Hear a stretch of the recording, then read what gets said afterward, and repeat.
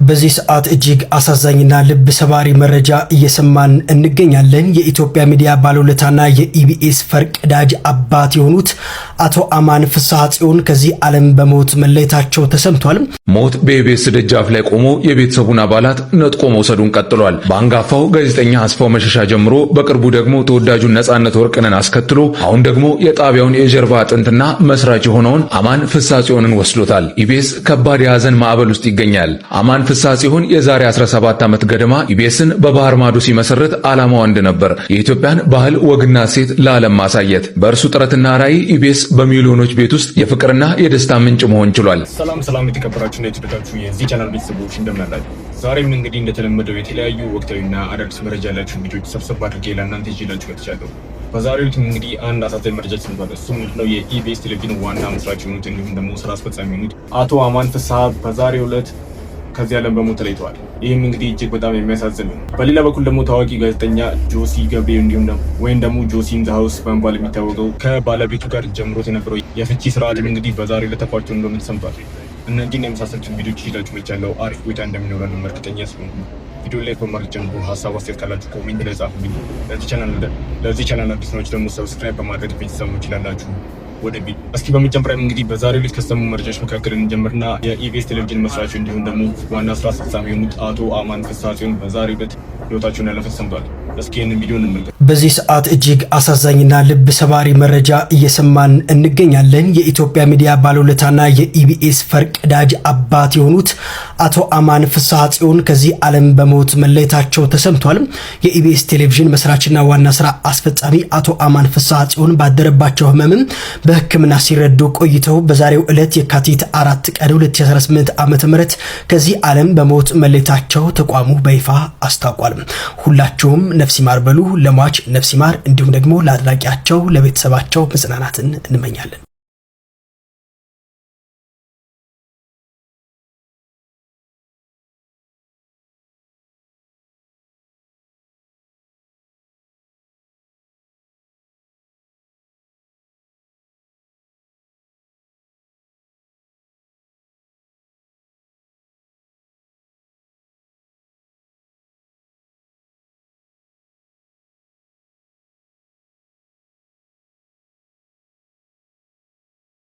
ይህም እንግዲህ እጅግ በጣም የሚያሳዝን ነውና ለኢቢኤስ ቴሌቪዥን እንዲሁም ደግሞ ለቤተሰቦቹ መጽናናት እንመኝ።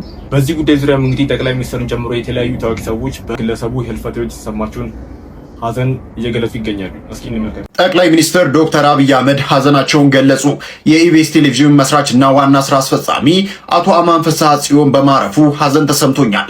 አማን ለኢትዮጵያ የግል ሚዲያ እድገት ወሳኝ ሚና ከነበራቸው አንዱ ነው። ኢትዮጵያ በአስቸጋሪ ሁኔታዎች ውስጥ ባለፈችበት ጊዜ ሁሉ የሚጠበቅበትን አድርጓል። ፈጣሪ ነፍሱን በሰላም ያሳርፋት ሲሉ የሐዘን መግለጫቸውን በፌስቡክ ገጻቸው አጋርተዋል። በሌላ በኩል ደግሞ ከቅርብ ቀናት በፊት ቲክቶክ ላይ ባየነው ቪዲዮ መሰረት የዘማሪ ገብረ ዮሐንስን ቲክቶክ ላይ ባየነው ቪዲዮ መሰረት አዶናይ ቻሌንጅ ሊያስጀምር እንደሆነ ተገልጿል። እስኪ ይህንን ቪዲዮ እንመልከተው። ዘማሪ ገብረ ዮሐንስ አዲስ ቻሌንጅ ሊጀመርለት ነው ጋይስ። መኪና ከነሹፌሩ አዲስ ቻሌንጅ ሊጀመር ነው። ዝግጁ ናችሁ? እስከማሳውቃችሁ ጠብቁና ከዛ ቻሌንጁን እንጀምረዋለን። እወዳችኋለሁ። በዚህ ጉዳይ ዙሪያ እንግዲህ የተለያዩ ግለሰቦች የራሳቸውን ሀሳብና አስተያየት እየሰጡ ይገኛሉ። ከነዚህ መካከል እንግዲህ ዮኒ ማኛ ይጠቀሳል። እስኪ ዮኒ ማኛ ስለ ዘማሪ ገብረ ዮሐንስ የሚለው ነገር ምንድነው እንመልከት። ኦርቶዶክሶች አዝኛለሁ። ያዘንኩባችሁን ነገር ቆርጣችሁ አድርሱ። ያዘንኩት ምንድነው? አንድ አይነ ስውር ዘማሪ ያለ በጣም የታወቀ ኦርቶዶክስ 70 ሚሊዮን የምትሞላ ነው። ይህን የመሰለ ዘማሪ ስንት ነገር መድረስ ያለበትን እንደው መኪና እንኳን አትገዙ። እንደው በጌታ በኢየሱስ እንደው በምትወዷት በቅድስት ድንግል ማርያም ስም አባቴ ይህን የመሰለ ዘማሪ እንደው በኦርቶዶክስ መኖሩ ይሄ ነገር አያስፈልገው? አንድ ቆርቆሮ መግዛት 70 ሚሊዮን ኦርቶዶክሳዊ ያቀተዋል። ስንት ጀግና ሰዎች የተረሱ እና አዶናይ እያስታወሱ ነው። እኔ በጣም አዶናይ በጣም ነገሮች አስተካክሏል። ኮምፕሊትሊ 360 ወደ ጥሩ ነገር መጥቷልና እውነት ነው። 70 ሚሊዮን ኦርቶዶክሳውያን ለዘማሪዎቻችሁ ለምኖቻችሁ መድረስ ያቅታችኋል? ጥሩ አይደለም። በእውነት በሉ የአዶናይ ቻሌንጅን ተከታትላችሁ በአንድ ጊዜ ይህን ሰው ጥሩ ደረጃ አድርሱ። የመዝሙር ቤት እንዲከፍት አድርጉት። መዝሙር ቤት የኦርቶዶክስ ዘማሪያንን በደንብ አድርጋችሁ አግዙ። ዘፋኝ ከምታግዙ የኦርቶዶክስ ዘማሪያንን አግዙ። ሰሞኑን ጸብ ተጀምሯል። እየሰማችሁ ነው። የኦርቶዶክስ ልጆች ልጅ ማይክ ቴዲዮ እያላችሁ እቃቃ ጀምራችኋል። እቃቃ ልጅ ማይክ ቴዲዮ፣ የቴዲዮ አጋዥ ነኝ፣ የልጅ ማይክ አጋዥ ነኝ እያላችሁ እቃቃ ጀምራችኋል። እሱን ተውና ለእናንተ የሚጠቅመውን ለሃይማኖታችሁ ከጎን ቆሙላት። ቴዲዮም ሆነ ልጅ ማይክ ገንዘቡን እንጂ እናንተን ዞር ብለው አያዩም። እውነቱን ነው የምነግራችሁ። ከጭቡቲያቸው ከቢዝነሳቸው ውጪ እናንተን አይሰቧችሁ። ይሄ ግን በረከታችሁ ነው። የኦርቶዶክስ በረከት ነው ይሰው። ስለዚህ አይነ ስውር ወንድማችን አዶናይ የሚያደርገው ነገርን ተከታትላችሁ ያንን ነገር ቶሎ ብላችሁ የሚደንቅ ስራ ሰው ኦርቶዶክስ አስደምሙ። ይህንን ነገር አድርጉ። የጴንጤ ስራዎቻችሁ እየከሸፈ ነው። በነገራችን ላይ አዶናይን እዛ መጽሐፍ ሊያስመርቅ ሄዶ እናረጋዋለን ጴንጤ ብላችሁ ስትሉ ጭራሽ የኦርቶዶክስ ዘማሪን መኪና አስገዛለሁ አላችሁ። አይዟችሁ፣ ውሃ እየጠጣችሁ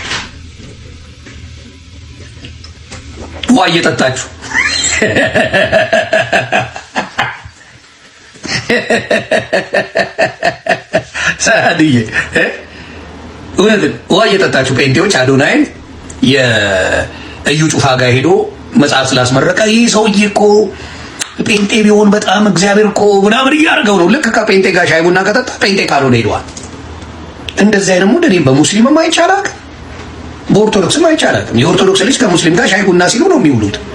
ይህ ልጅ እኮ እንደው ቢሰልም እኮ ምናምን እያልኩ አልቋምጥም ለፖለቲካ እንዲያመቼ። ይህ ልጅ እኮ እንደው ኦርቶዶክስ ቢሆን ኖሮ ምናምን አይልም ሙስሊሙ በገባይ እንጀስ ነው እንዲሁ ተዋደ መኖር ትችላለህ። ግን ያላቸው መልከስከስ እንዴት እንደሚያስጠላኝ ካየዋቸው በኋላ ካየው ውስጣቸው መሽገር እንደሆነ ካየው በኋላ ጌታ ኢየሱስን ነው የምላችሁ። መሽገር ይሄ የውሸት ፖለቲካ የውሸት ሃይማኖት እንደሆነ ካየሁት በኋላ በጣም ነው የሚደንቀው። እና አዶናይ ትላንትና ፌስቡክን ሲያጥለቀልቁ ብለው ዛሬ ለዘማሪው ለኦርቶዶክስ ዘማሪ መኪና እናስገዛ ሲሉ አፋቸውን ጥርቅም ማለት ጥርቅም ማስመሰል በጣም ይወዳሉ። ሌላው መንግስት እኔን በስሱ ይሰማኛል ስላችሁ ብትሰሙኝ ጥሩ ነው። በዝግና እኔ ከነ ምናምናችሁ ደስ ትሉኛላችሁ። ከነ ጥፋታችሁ ይሄ መንገድ ላይ እንደ ቁራ እየጮኸ የሚያደነቁረውን አረጋጉልን ብዬ ተናገርኩ ሶሻል ሚዲያ ላይ። እና መንገድ ላይ እንደ ቁራ የሚጮሁትን መንግስት ከዚህ በኋላ ጮታችሁን በቤተ መቅደሳችሁ አድርጉት አላችሁ። መጮህ ትችላላችሁ፣ ግን በእናንተ ቤተ መቅደስም ሆነ አዳራሽም ሆነ መጋዘን ሄደጩ። መንገድ ላይ ሰው አታደነቁርም፣ በስፒከር ጆሮ አትበጥስም ብለው ነገሯቸው። ይሄ የተቀደሰ ሐሳብ የትም ሀገር ላይ አትችልም። የምን አባ መቀባጠር ነው? የምን መለፍለፍ ነው? በየመንገዱ እንደ እብድ እንደዛ ያደረገ ጌታ ኢየሱስ ክርስቶስ መጽሐፍ ቅዱሳዊ ነው የምነግራችሁ። የማይፈልጓችሁ ከተባለ የጫማችሁን ትቢያ አራግፋችሁ ውጡ ነው የሚለው። እንኳን መንገድ ላይ ልትለፈልፍ በየመንገዱ እያልክ ጅራታ የሚመስል መጮ ቀርቶ መጽሐፍ ቅዱሳዊ ነው። እንዲሁም ደግሞ ጥምቀት ላይ የኦክሲጅን መሳሪያን በመጠቀም ጥምቀት ላይ ታገለግል የነበረች አንድ ግለሰብ እንግዲህ በአዶናይ ገዛ መሰረት አሁን ላይ ሙሉ የኦክሲጅን መሳሪያ ተከፍቶላት እጅግ በጣም ደስ የሚል ህይወትን እየመራች ትገኛለች። ይህንን ቪዲዮ እንመልከት ጋይስ። አሁን እንግዲህ ለየትና የት አንድ ሰርፕራይዝ አለን። አሁን ሰርፕራይዝ ላሳየሽ ነው። ዝግጁ ነሽ? እስኪ አይንሽ ጨፍኝ። ነይ አይንሽ ጨፍኝና ተራመጂ፣ ቀስ ብለሽ ማለት ነው። እሺ? አዎ ቆሚ እዚህ ጋር እንዳትገልጪው አይንሽ።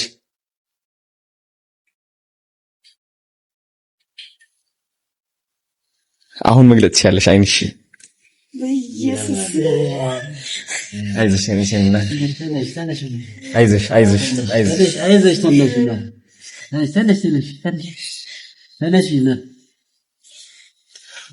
አይዞሽ እናት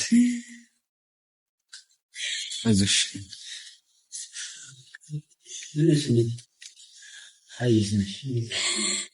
አዶናይ ምን እንደምን አላውቅም። አይዞሽ እናት አይዞሽ እናቴ ምን እንደምን እግር ነው ቀጠልክልኝ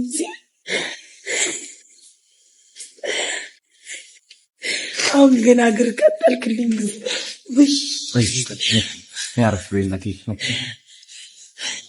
እኔ አይደለም ከወር የሚገባኝ አንተ እኔ አይደለም ማርያምን እኔ አይደለም እመቤቴን ችግር የለውም እኔ አይደለም እግዚአብሔር ባንተ ላይ እኔ እግር ነው ቀጠልክልኝ እኔ እግዚአብሔር ቤተክርስቲያን ነበር ይናፈቀኝ እሱን ሰም አቶ ብርሃኑ ይባላል እናት ነኝ ላስታውቅሽ ይኸው ማርያም አለች የማርያም ስዕል ዋጋ ይኸው አምስት ተበልሽ የማርያም ያጅላ ቀርብ በያት ችግር በዚህ ጋር ይሻላል ቤተክርስቲያን መግባት አልቻልኩም ያልሽውን ቪዲዮ አይቶ ከኬንያ ነው ይዞልሽ የመጣው በሁለት ቀን ውስጥ አይደል አቶ ብርሃኑ በሁለት ቀን ውስጥ ይዟት መጣ ገዝቶ ማለት ነው ይሄ ደግሞ 24 ሰዓት ኦክሲጅን ነው ኦክሲጅን ታንኩ እንትን ያደርገዋል ማለት ነው አዎ እናት ቆይ ልሳብል ነኝ ያው ማርያም ናለች ለሻንስኪነት እክቢ እናቴ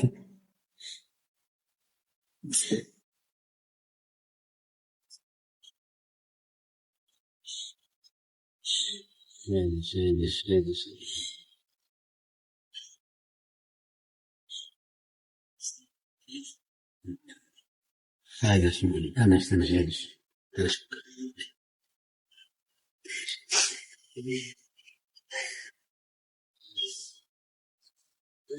ሰብስ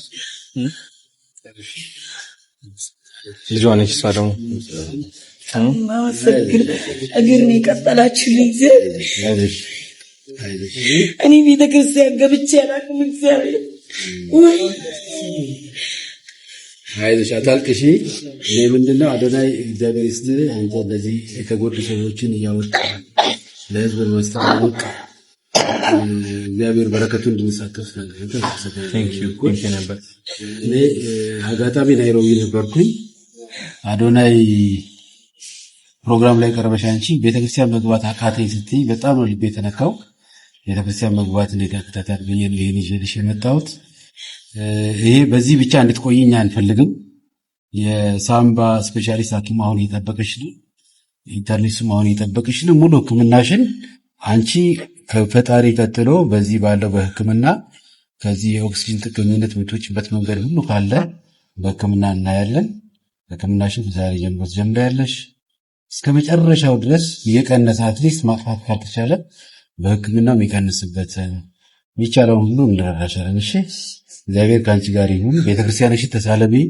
የምትወጂው ቤተክርስቲያን እንድትከሪ አንፈልግም ለኛም ጸሎት አድርጊልን ሌላው ደግሞ ተወዳጁ ጋዜጠኛ ዮሴፍ ገብሬ ወይም ደግሞ ጆሲ ኢን ዘ ሃውስ በመባል የሚታወቀው የጂቲቪ ኢትዮጵያ ቴሌቪዥን ባለቤት የነበረው ጆሲ ኢን ዘ ሃውስ ከባለቤቱ ጋር ጀምሮት የነበረው የፍቺ ክርክር በዛሬው ላይ ተቋጭቷል። እስኪ ይህንን ቪዲዮ እንመልከት። ከቁሳቁስ እናትነት እንደሚያንስ ሲነገርህ ልብ ይሰብራል። ሶሲ ያለችው ነው። በድምፃዊ ዮሴፍ ገብሬ ወይም ጆሲና በቀድሞ ፍቅረኛው ሶሲ ግርማይ መካከል ለ6 ወራት ሲካሄድ የቆየው የልጅ አስተዳደግ የፍርድ ቤት ክርክር በድምፃዊው አሸናፊነት ተጠናቋል። ፍርድ ቤቱ ልጁ ከአባቱ ጋር እንዲኖር የወሰነው በማህበራዊ ሰራተኞች ወይም ሶሻል ወርከርስ ሪፖርት ላይ በመመርኮዝ እንደሆነ ሶሲ ገልጻለች። ሪፖርቱ በዋናነት ትኩረት ያደረገው በሁለቱ ወገኖች የኑሮ ደረጃ ላይ ሲሆን የድምፃዊው ገቢ የተሻለ መሆኑ፣ የመኖሪያ ቤት ስፋትና ምቹነቱ ወይም ቦሌ አካባቢ መሆኑ፣ ለልጁ የተለየ መኝታ ቤትና መጫወቻዎች መኖራቸው ለውሳኔው በምክንያትነት ቀርበዋል። ጆሲ በሶሲ ላይ ሱሰኛ ነች፣ በምሽት ክበብ ትሰራለች የሚሉ ክሶችን ቢያቀርብም ሶሲ ግን የባልትና ውጤቶች አቅራቢ መሆኗንና ሱስ እንደሌለባት በምስክሮች ማረጋገጧን ተናግራለች። በተቃራኒው ጆሲ የልጁን የትምህርት ቤት ክፍያ እንደማይከፍልና ተገቢ ያልሆኑ ሱሶች እንዳሉበት ብትገልጽም ፍርድ ቤቱ ግን የቁሳዊ ደረጃን መሰረት በማድረግ ልጁን ለአባት ሰጥቷል። ከቁሳቁስ እናትነት እንደሚያንስ ሲነገር ልብ ይሰብራል ያለችው ሶሲ በየ2 ሳምንቱ አንድ ቀን ብቻ ልጇን እንድታይ መፈቀዱን በሐዘን ገልጻለች። በአሁኑ ወቅት በሆስፒታል እንደምትገኝ የገለጸችው ሶሲ ፍትህን ከፈጣሪ እንደምትጠብቅ አስታውቃለች። ድምፃዊ ዮሴፍ ገብሬ እስካሁን በጉዳዩ ላይ የሰጠው ምላሽ አንቺ ሰከንድ ሃንድ ልብስ እየለበሽ ለኛ ውድ ጫማ ትገዣለሽ። ግን እናት መክፈል ያለባት መስዋዕትነት አለ ተገፍቶ። ወይዘሮ ሙሉ ግርማ እንግዲህ የቀድሞ ጠቅላይ ሚኒስትር የአቶ ታምራት ላይኔ ባለቤት ናቸው። ልጆችን በችግር ያሳደጉ አንዲት ምስኪን እናት ወንድ ልጃችን 16 ዓመቱ ሲሆን ህፃን ልጃችን እሱ ሲታሰር 1 ወሯ ነበር ሲመጣ 12 ዓመቷ ነው ማታቀው አባት ወደ ቤት መጣና አልቻልኩም አለቀስኩ። እኔ እናት ብቻ ነው ልሆን የምችለው የአባትን ቦታ ልተካልችል ራሴን ዝቅ አድርጌ ልጆቼ እንዳይጎልባቸው ሰርቼ ባሳድግም ቀላል አይደል። እርስዎ ደግሞ ያንን ችግር ስላዩት በዛው ስላለፉበት እኔ የተቸገርኩትን ችግር ቢያንስ እኔ በምችለው ላድርግና ለሌሎች ደግሞ ልትረፍ ብለው ተነስተው ይህን ተቋም መስርተዋል።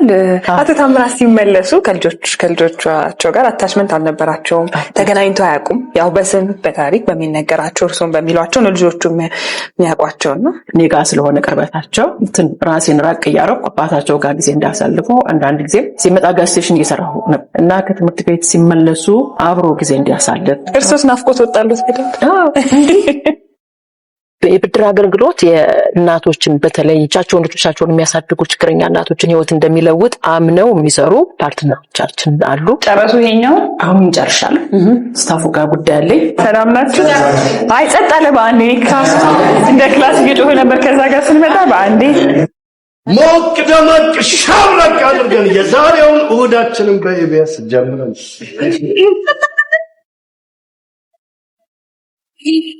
እሁድን በኢቢኤስ ቤተሰብ ነው የምንለው እኛ። እሁድ ቀን ሁሉ ሰው ሰብሰብ ብሎ አረፍዶ የሚልበት ሰዓት 22 ሴግመንቶች በሳምንት ማዘጋጀት በጣም ይከብዳል። መዝናኛው፣ ቁም ነገር፣ እርዳታው ትንሿን ኢትዮጵያ ነው የምንለው ቀደም ያለ ሾው ነው። በውስጡ በጣም ብዙ ፖስቶች አሉ፣ ብዙ የፕሮግራም ይዘት አለው። እኛ በቃ ቤታችን ነው የምንለው። ስለዚህ የህዝብ ቤት የኛ ቤት ነው። እንግዲህ በኢቢኤስ በጣም የምንወደው ቤታችን ነውና ስለመጣችሁ ስላያችሁ በጣም እናመሰግናለን። ማመስገን የምፈልገው የበላይ ጠባቂዎቹ ባለቤቶቹ እንደ ታች እንዳሉ ሰራተኛ ቀን ከሌሊት ስለሚሰሩ ኢቢኤስ ራሱን ጠብቆ አንደኛ ሆነና እጅግ በጣም እነሱን በእናንተ ፊት ማመስገን እፈልጋለሁ።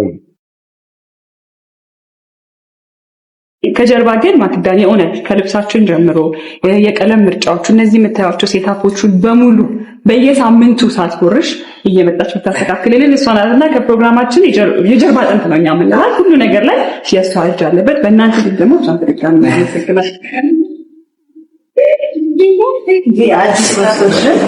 እንግዲህ እዛ ደረጃ ላይ ለመድረስ እየጣርን ነው። በጥሩ ኃይል መጥተናል። እንደወጣት ምሳሌ የሚሆኑ ከኛ በፊት ያሉ ፖስቶች አሉ። እነሱን እያየን መንገዳችን እያያዝን አዲስ ሰዎች መጥቶ እንዲቀላቅሉ በጣም ኦፕን ሃንድ ናቸውና በጣም ቴንኪው እንላለን። እናንተንም እናመሰግናለን። ያ ሁሉ የኢንተርኔት ፌመስና ዝነኛ ሰዎች ተጠርተው ፕሮግራሟ እንደዛ ድምቅ ምር ብሎ አንድ አይነት 20 እና 30 ሰው አንድ አይነት ልብስ ለብሶ አንድ አይነት ሂማኔር 30 ኢንች ሂማኔር ተሰርቶ አንዳንዶቹ ማርዜል ጋር አንዳንዶቹ ጃፒ ጋር አንዳንዶቹ የሆነ ቦታ ሜካፓቸውን ተሰርቶ አበደ ብለው ሄደው የቤቲንግ ፕሮግራም ጸጥ ያስባለችው እንስት ማናት?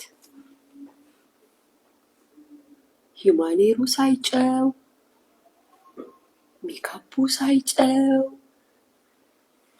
ከ20 እና ከ30ዎቹ ጋር ልብስ አንድ አይነት ሳትለብስ የቤት ያንዬ ፕሮግራም ላይ ፍናንን መስለ የታየችው ማናት?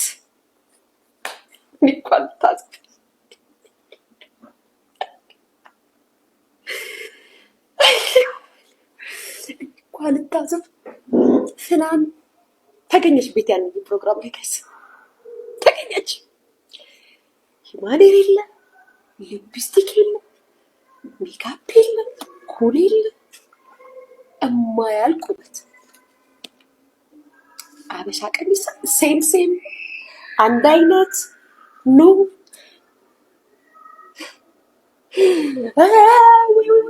የለ። እንደው ምኑን ጉድ ሰጠሽ? እኔ የታየኝ የቤቲ አንዬ ሽምግልና ላይ የታየችኝ አንድ ሴት ናት። እሷም ብሌን ማሙ ወደድሽም ጠላሽም አወራሽም አላወራሽም ዋልሽም እንደ ይሄ ሁሉ ሂማኔር ፈሶበት ይሄን ሁሉ ሜካፕ ተሰርተው ሄደው ይሄን ሁሉ ልብስ አንድ አይነት አሰርተው ገብተው እንዴት ነው ከዚህ ሁሉ እንስት ብሌን ማሙ ደመቅ ብላ ታየች ሊያሹ አትሉኝም ጋይስ? እኔ እንጃ። ልክ ብሌን ማሙን ሳያት ልቤ ተርከከከከከከን ያለው ጋይስ ተርከከከከከ ግን አይታይም፣ እንደደከመኝ አይታይም። ለብሽ እስኪስታ አይታይም እንደደከመ ወይ ደግሞ ያሉስከም ሳቃችን የደስታችን ልክ አይደለም፣ ዝምታችንም የሰላማችን መለኪያ አይደለም።